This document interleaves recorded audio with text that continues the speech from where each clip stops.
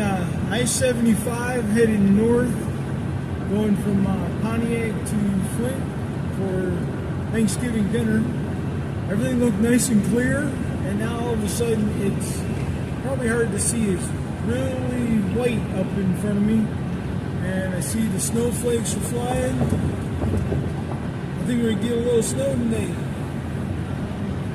Hopefully it won't stay. I think we're supposed to get back into the mid-30s, low 40s in the next couple of days. It'll probably melt. Got 4 more weeks till Christmas. Our snow usually gets the worst in January, February.